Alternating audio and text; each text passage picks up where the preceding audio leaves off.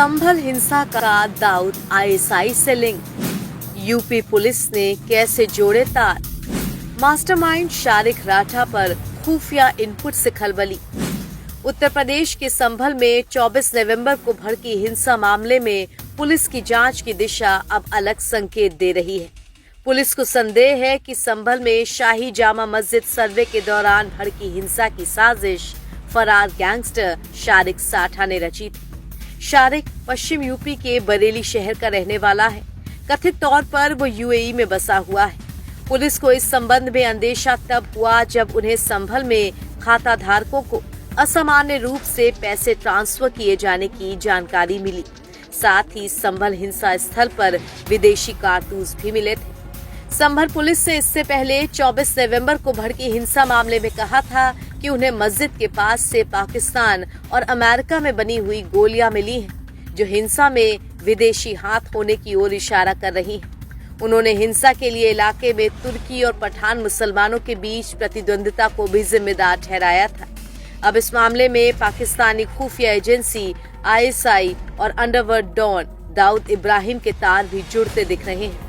संभल हिंसा के तार आतंकी गतिविधियों से जुड़े होने की आशंका सामने आई है। पुलिस को शक है कि 24 नवंबर को हुई हिंसा में शारिक राठा ने फंडिंग करने के साथ हथियार भेजे, जिसके बाद उसके गुर्गों ने इस घटना को अंजाम दे दिया। इसके अलावा संभल पुलिस के खुफिया विभाग ने 5 और आतंकियों को चिन्हित किया है, जिनके संबंध संभल से हैं।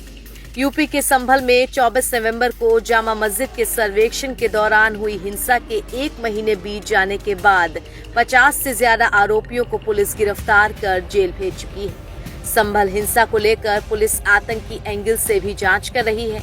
हिंसा की जांच के लिए मिले खुफिया इनपुट ने अब खलबली मचा दी है।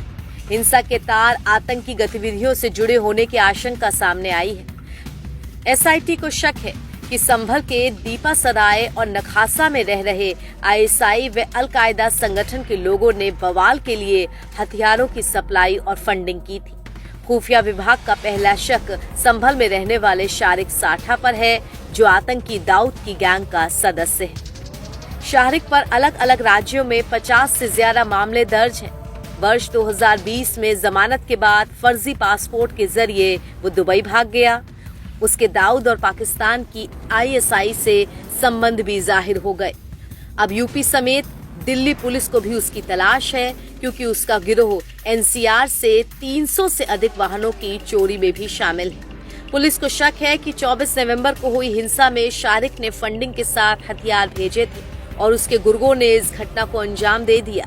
इसके अलावा संभल पुलिस के खुफिया विभाग ने 5 और आतंकियों को भी चिन्हित किया है, जिनका संबंध संभल से है। पुलिस को शक है कि इन 5 में से ही किसी ने संभल में हिंसा का इस्तेमाल किए गए हथियारों और पैसों को उन तक पहुंचाया है।